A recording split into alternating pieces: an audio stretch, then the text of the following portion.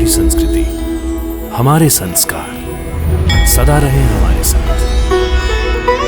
भारत के महान ग्रंथों और काव्यों का संपूर्ण संकलन। सब्सक्राइब करें तिलक। कई तरीके की एलईडी लाइट्स आपके घर और ऑफिस के लिए। GR LED lights, make India bright.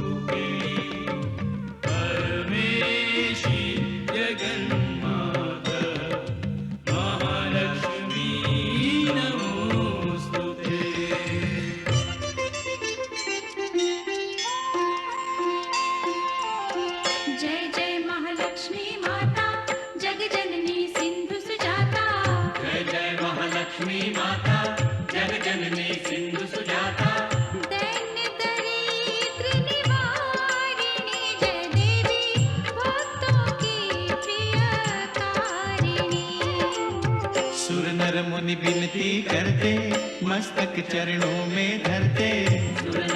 विनती करते, मस्तक चरणों में धरते। नमः नमः भवतारिणी जय देवी, श्री हरि की प्रियकारिणी। जय जय महालक्ष्मी माता, जग जननी सिंधु सुजाता, भक्तों की प्रियकारिणी।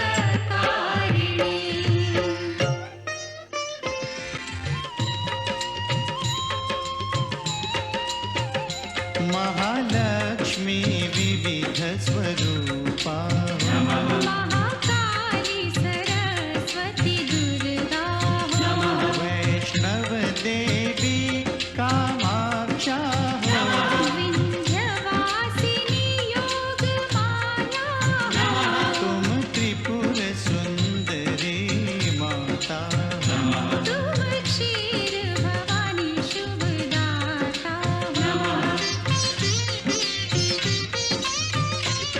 तुम्ही नव दुर्गा, तुम्ही दश विद्या। तुम्ही नव दुर्गा, तुम्ही दश विद्या। तुम्हारी माया न जाए जानी, महालक्ष्मी जगत कल्याणी।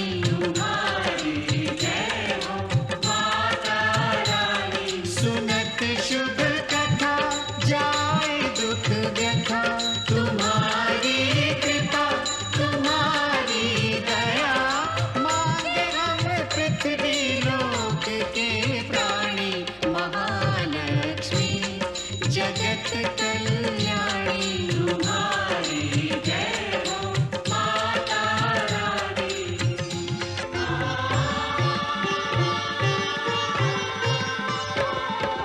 ब्रह्मा विष्णु महेश्वर, ठाड़े कर जोरे।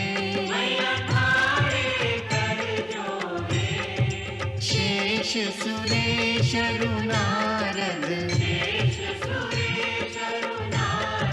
गुण गावे तोरे।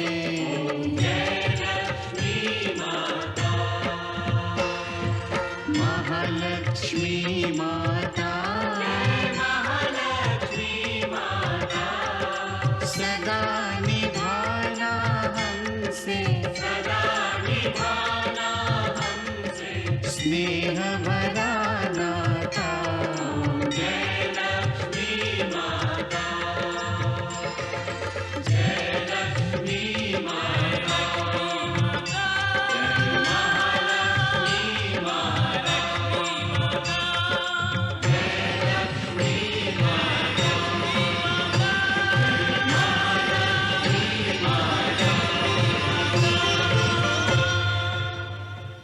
देवी माता लक्ष्मी की सौगंध, सृष्टि का अटल सत्य यह है कि अधर्म धर्म पर कभी विजय नहीं पाता, असत्य सत्य को कभी पराजित नहीं कर सकता। तुम भी राजा रत्नाकर पर कभी विजय प्राप्त नहीं कर सकोगे, क्योंकि राजा रत्नाकर एक पुण्यशील महात्मा है और तुम एक दुरात्मा हो। तुम दुराचारी हो और राजा रत्नाकर सदाचारी हैं। तुम अधर्मी हो और राजा रत्नाकर धर्म का पालन करने वाला है। क्या दुराचार सदाचार को और धर्म अधर्म को मिटा सकता है? नहीं दुर्जय, नहीं।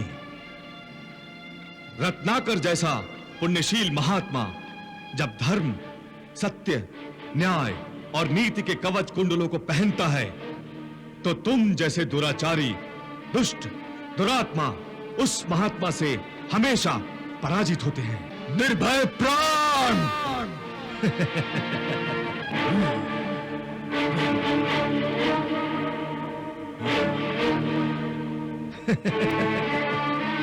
निर्भय प्राण!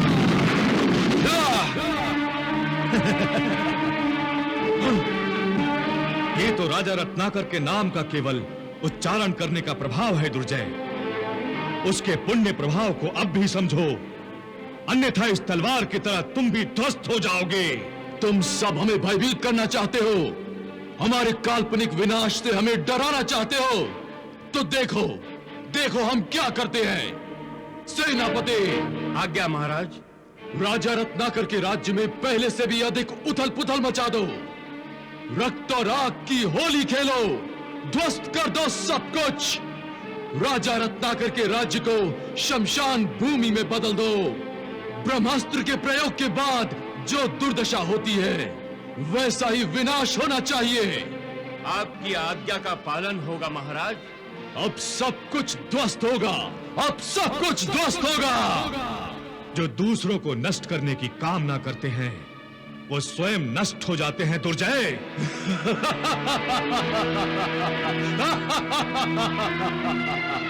निर्भय प्राण! मुझे नष्ट करने वाले स्वयं नष्ट हो जाते हैं। जिस किसी ने भी मुझे नष्ट करने की चेष्टा की थी, उसका मुंड हमारे इस राज्यसभा की शोभा बढ़ा रहा है। हम उसका वध करके उसकी आत्मा को भी तुम्हारे सामने ही बंदी बनाकर रखेंगे। तुम सब चुप क्यों हो मूर्खों? मेरी जय जयकार करो। महाराज दुर्जय की जय! महाराज दुर्जय की जय! महाराज दुर्जय की जय!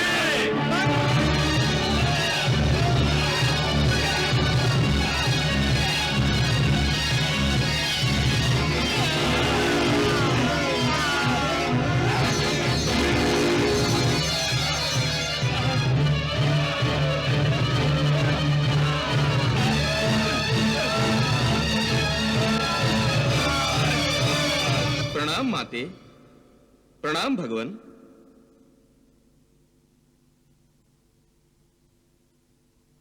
देवर्षि, क्या बात है? आज आपके मुखमंडल पर प्रसन्नता की रेखाएं नहीं दिखाई दे रही। हे मातेश्वरी, आपकी लीला ने मुझे भ्रमित कर दिया है। क्यों देवर्षि? आदिशक्ति महामाया की किस लीला ने आपको भ्रमित कर दिया है? हे महादेवी महालक्ष्मी, जिसकी जय जयकार वास्तव में त्रिलोक में गूंजनी चाहिए, उस राजा रत्नाकर की जगह जो योग्य नहीं है, उस राक्षस राज दुर्जय की जय जयकार त्रिलोक में गूंज रही है। हे मातेश्वरी, हे महामाया महालक्ष्मी, हे त्रिलोकीनाथ भगवान विष्णु, राजा रत्नाकर की जय जयकार में सत्य, नीति, न्याय और धर्म निहित है, और राक्षस राज दुर्जय की जय जयकार में असत्य, अनीति, अन्याय और अधर्म की पताका लहरा रही है। त्रेता युग में पहले से ही अनाचार का साम्राज्य फैल रहा है, जो केवल अन्याय, अनीति, असत्य और अधर्म को बढ़ावा दे रहा है। इसलिए हे भगवान, हे मातेश्वरी, यदि राजा रत्नाकर की जय जयकार नहीं होगी, तो पृथ्वी पर अनर्थ ही अनर्थ होगा। परिस्थिति यह होगी कि पृथ्वी लोकवासी अनीति को नीति समझ बैठेंगे, असत्य को सत्य और अधर्म को ही धर्म मानेंगे। ऐसा नहीं होगा देवर्षि, ऐसा नहीं होगा। समुद्र मंथन की तरह सृष्टि का निर्माण भी एक प्रकार का मंथन ही था। समुद्र मंथन के समय पहले मद्य प्रकट हुआ, बाद में अमृत, अर्थात मद्य और अमृत साथ साथ प्रकट हुए। उसी प्रकार सृष्टि का मंथन करते समय सुख और दुख, सत्य और असत्य, धर्म और अधर्म, नीति और अनीति, सदाचार और अनाचार एक साथ प्रकट हुए। देवर्षि, जैसे अहंकार के कारण समस्त सृष्टिवासी प्रकाश का महत्व जान जाते हैं, उसी प्रकार दुख भोगने के बाद सुख का महत्व और महात्म्य भी जान जाते हैं। देवर्षि, अधर्म की नींव पर चाहे जितना भी विशाल और वैभवशाली महल खड़ा क्यों न किया जाए, धर्म की केवल एक फूंक से वो महल ध्वस्त हो जाता है। देवर्षि, आप तो जानते ही हैं कि जब जब धर्म का लोप होने लगता है, तब तब अधर्म और अधर्मियों का नाश करने के लिए प्रभु अवतार लेते हैं, और प्रभु की सहायता करने के लिए मैं स्वयं भी अवतार लेती रहती हूँ। इसलिए हे देवर्षि, जब सत्य, धर्म और नीति पर राजा रत्नाकर के प्रजाजनों का विश्वास दृढ़ हो जाएगा, तब वे स्वयं राजा रत्नाकर की जय जयकार करने लगेंगे, और उस जय जयकार की गूंज में राक्षस राज दुर्जय की जय जयकार पाताल में डूब कर रह जाएगी। अर्थात राजा रत्नाकर दुर्जय पर विजय प्राप्त करेंगे। राजा रत्नाकर नहीं देवर्षि, सत्य असत्य पर, धर्म अधर्म पर और नीति अनीति पर विजय प्राप्त करेगी। नारायण नारायण। प्रणाम भगवन, प्रणाम माते।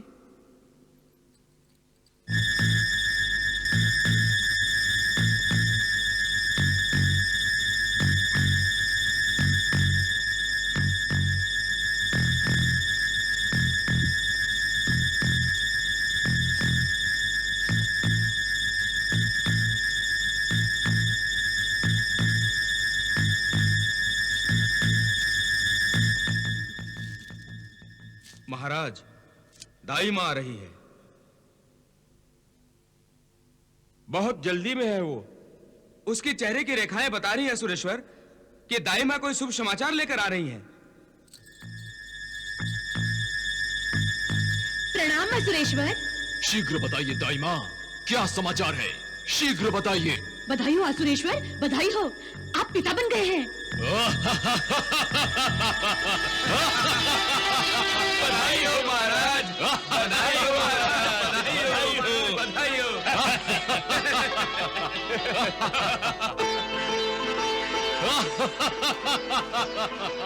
सेनापति, हम पिता बन गए। महामंत्री, हम पिता बन गए। आपको पुत्र लाभ हुआ है असुरेश्वर? पुत्र लाभ? आपने अत्यंत शुभ समाचार सुनाया है दाई मां, ये लीजिए। बधाई हो महाराज, बधाई हो। दाई मां, हम अपने पुत्र को देखना चाहते हैं। आइए महाराज। रुक जाओ दुर्जय। परमात्मा ने तुम्हारी झोली खुशियों से भर दी है, केवल इसलिए कि तुम दूसरों की झोली खुशियों से भर सको। परमात्मा का यह संकेत समझो दुर्जय। इसके बाद किसी के खुशियों को आग लगाने की बात मत करो।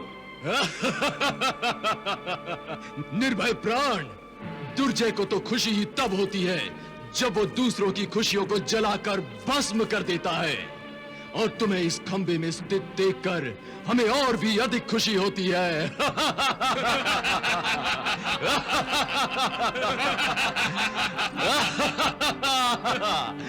चलिए दाई मां, चलिए। आइए महाराज, चलिए।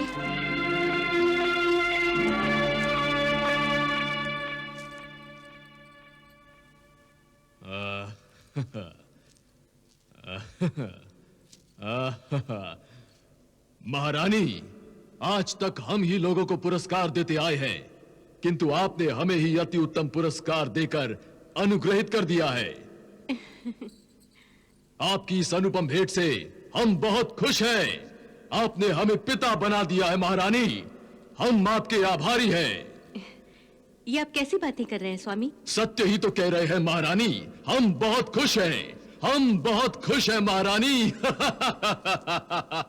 स्वामी, आपके ठाके से बच्चा तो डर जाएगा।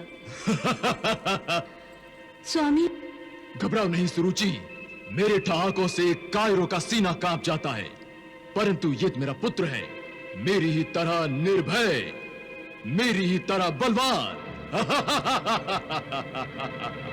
महारानी सुरुचि, मेरा पुत्र मेरे ही पचिनों पर चलेगा, मेरी ही तरह प्रतापी होगा, लोग इसके ठहाकों से भी भयभीत हो जाएंगे। इसलिए हम इसका नाम रखते हैं भैरव। भैरव? भैरव।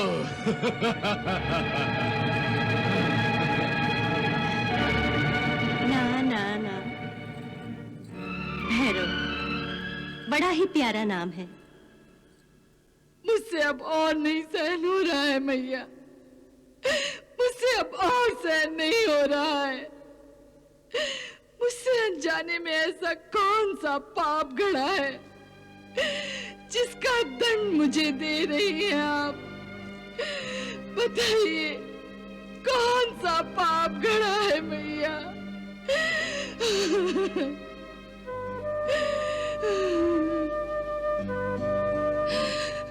विजया। महाराज,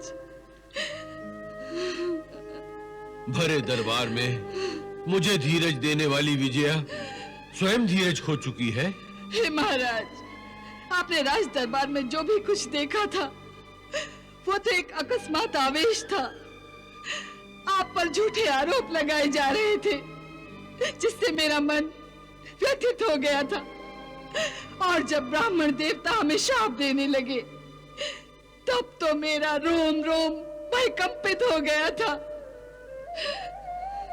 यही भय अब भी मेरे अंतर में किसी भूकंप की तरह अंतर से निरंतर उठ रहा है, जिसका कारण यही एक कटु सत्य है स्वामी कि मेरी कोख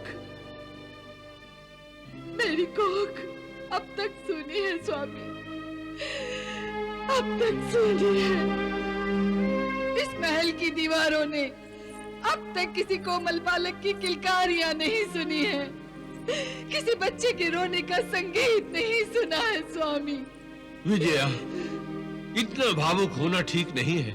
इस भव्य वैभवशाली राजमहल में छोटे छोटे नन्हे पांव अपनी पायल की झनकार सुनाते हुए आज तक नहीं दौड़े स्वामी, आज तक नहीं दौड़े। बस करो विजया, बस करो। तुम अपनी ममतामयी भावना के रीले में मुझे भी बहा ले जाओगी। आज तक हमारे कान, हमारी अंतरात्मा अतृप्त रही है, क्योंकि हमें आज तक किसी ने माताश्री, पिताश्री कहकर नहीं पुकारा है, हमारे कानों में अमृत नहीं घोला है। महाराज, दरबार में तो मैंने कह दिया था कि प्रजा हमारी संतान है, परंतु उस संतान के होते हुए भी सत्य तो ये है कि हम निसंतान हैं, हम निसंतान हैं। बस करो विजया, बस करो। तुम्हारा एक एक शब्द मेरे हृदय पर ब्रह्मास्त्र बनकर गिर रहा है। जो तुम्हारी व्यथा है वही मेरी भी व्यथा है। अंतर केवल इतना है कि तुम स्त्री हो, इसलिए अपनी व्यथा आंसुओं की भाषा में कह देती हो, परंतु हम पुरुष हैं, अपने ही आंसू पीकर अंदर ही अंदर पीड़ित होते रहते हैं। आंखों का लावा हमारे अंदर ही अंदर पकता रहता है। स्वामी, कदाचित हमारे भाग्य में संतान का सुख लिखा ही नहीं है। सुख लिखा ही नहीं है। ऐसा मत कहो विजया, ऐसा मत कहो। माता महालक्ष्मी हमारे साथ ऐसा अन्याय कभी नहीं करेंगी, ये मेरी श्रद्धा है। कदाचित माता महालक्ष्मी हमारी परीक्षा ले रही है। वो परीक्षा ही तो ले रही है। उनकी ये परीक्षा बड़ी कठिन परीक्षा है। हे मैया, क्या आपकी ममता की वर्षा हम पर कभी नहीं होगी? हे मैया, क्या आप हमारी आशीर्वाद से झोली नहीं भरेंगी?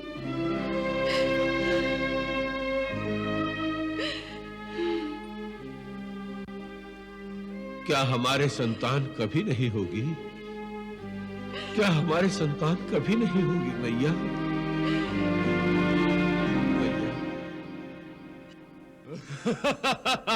असुरेश्वर, भैरव तो केवल अपने पैरों की चाप से ही शत्रुओं की सिट्टी गुम कर देगा।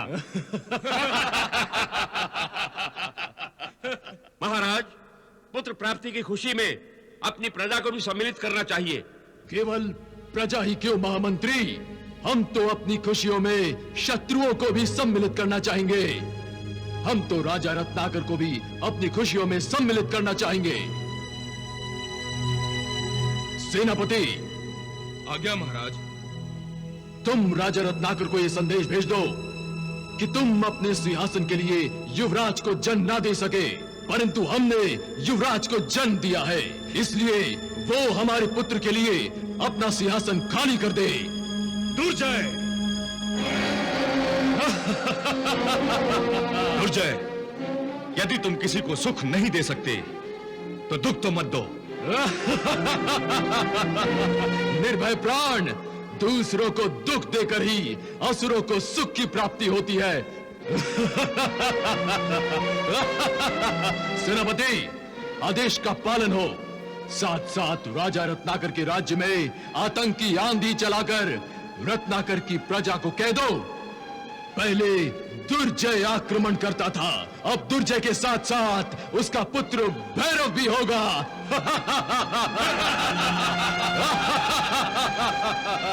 हे प्रभु, हे महादेवी महालक्ष्मी, राक्षस राज दुर्जय का अहंकारी रूप देखकर मेरा मन व्याकुल हो उठा है।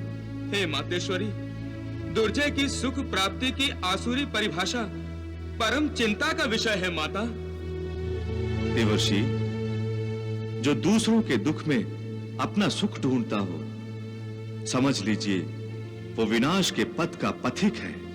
परंतु प्रभु, अपने विनाश से पहले ऐसे दुष्ट और अधर्मी अपने विकृत बुद्धि के कारण हिंसा और आतंक से धरती को निर्दोषों के रक्त से लाल कर देते हैं। प्रभु देवर्षि, जो भी राजा अपनी तलवार से रक्त में सना हुआ इतिहास लिखता है, वास्तव में वो अपनी ही मृत्यु के आदेश पत्र पर हस्ताक्षर करता है। परंतु मातेश्वरी, उस अधर्मी के अंत का समय कब आएगा?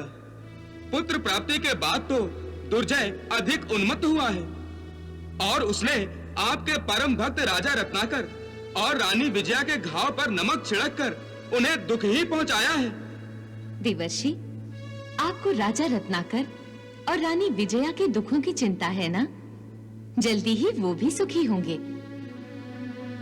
देवर्षि, आप जानते ही हैं, जो भी कुछ होता है विधि के विधान अनुसार ही होता है। राजा रत्नाकर तो समुद्र राज का ही रूप है।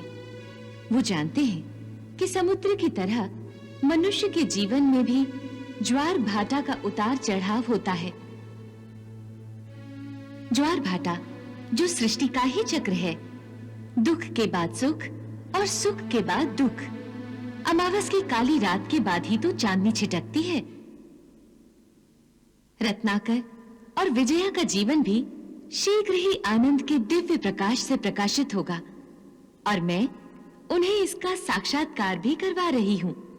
नारायण नारायण, आपकी लीला अगाध है मातेश्वरी। प्रणाम माते। जय महालक्ष्मी, जय महामाया, जय सिंधु सुता, जय विष्णु प्रिया, हम पे रखना सदा श्री चरणों की छाया।